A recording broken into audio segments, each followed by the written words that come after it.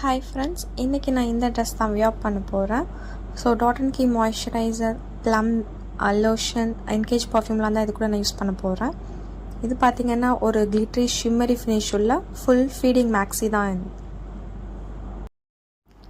இன்றைக்கி பிரேக்ஃபாஸ்ட்டுக்கு வந்து ராகி சேமியா பண்ணலான்னு பிளான் பண்ணியிருந்தேன். ஸோ ராகி சேமியா ஃபஸ்ட்டு நம்ம ஸ்டீம் பண்ணி எடுத்துக்கணும்.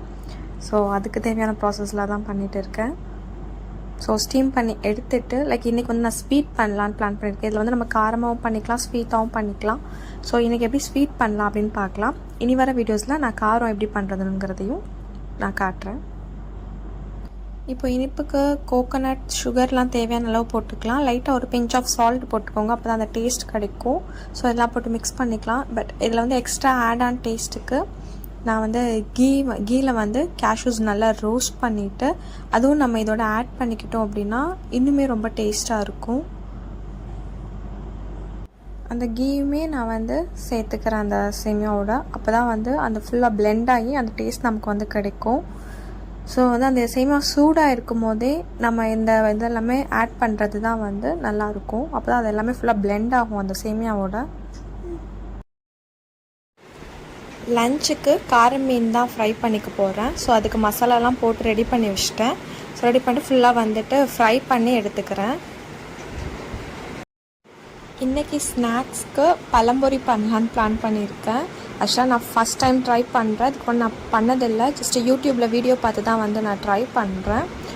ஸோ அதுக்கு மைதா மாவு எடுத்துக்கோங்க.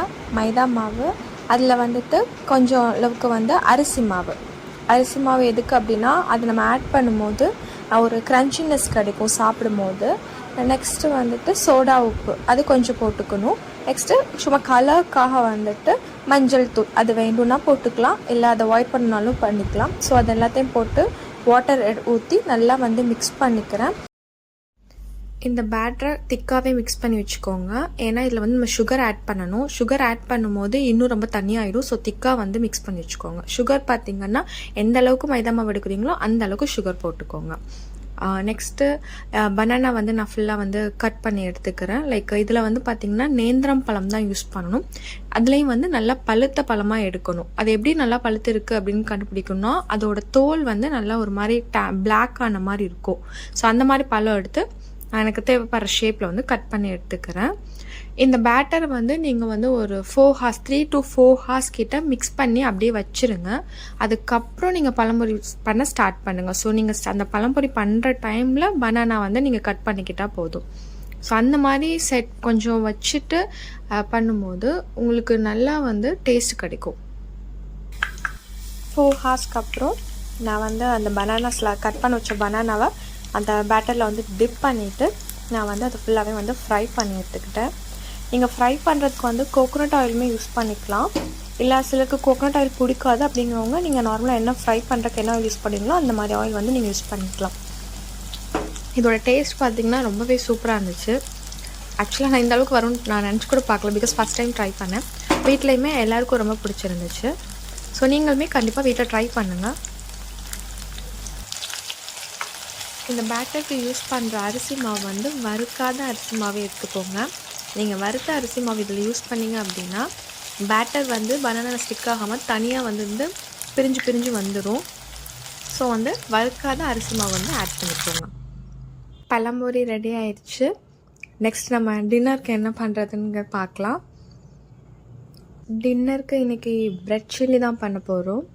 ஸோ அதுக்கு நான் பேனில் ஆயில் எடுத்துகிட்டு ஆனியன்ஸ் எல்லாமே நம்ம குட்டி குட்டியாக சாப் பண்ணி வச்சுருக்கேன். ஸோ அதை ஆட் பண்ணி நல்லா ஃப்ரை பண்ணிக்கிறேன். நெக்ஸ்ட்டு பார்த்திங்கன்னா டொமேட்டோவுமே நம்ம குட்டி குட்டியாக கட் பண்ணியிருக்கேன். நம்ம எந்த அளவுக்கு ப்ரெட் போடுறோம், எந்த கண்டென்ட் அளவுக்கு பண்ணுறோமோ அதுக்கு ஏற்ற மாதிரி ஆனியன் டொமேட்டோஸ் எடுத்துக்கலாம். நான் இன்றைக்கி 2 ஆனியனும் 2 டொமேட்டோஸும் எடுத்திருக்கேன். ஸோ அதில் சால்ட்டு போட்டு கொஞ்சம் வேக விட்டுறதுக்காக கொஞ்சம் வாட்டரும் ஆட் பண்ணிக்கிறேன். நெக்ஸ்ட்டு அதில் சில்லி பவுடர் ஆட் பண்ணிக்கிறேன். காரத்துக்காக நீங்கள் தேவையான அளவு ஆட் பண்ணிக்கலாம்.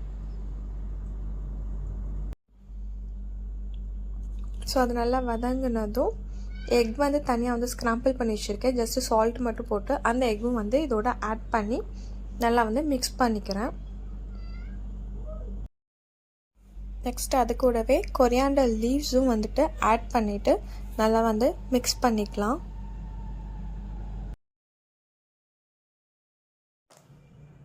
நான் ஆல்ரெடி ப்ரெட்டை வந்து டோஸ்ட் பண்ணி ஃபுல்லாக குட்டி குட்டி பீஸஸாக வந்து கட் பண்ணி வச்சுருந்தேன்.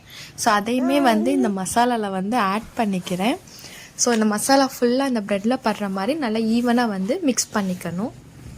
ஓகே ஃப்ரெண்ட்ஸ், இந்த வீடியோ இதோட கம்ப்ளீட் ஆகுது. இந்த வீடியோ உங்களுக்கு பிடிச்சிருந்தா லைக் பண்ணுங்கள், ஷேர் பண்ணுங்கள், கமெண்ட் பண்ணுங்கள், மறந்துடாமல் சப்ஸ்கிரைப் பண்ணிடுங்க. ஓகே பாய் ஃப்ரெண்ட்ஸ், நம்ம நெக்ஸ்ட் வீடியோவில் பார்க்கலாம்.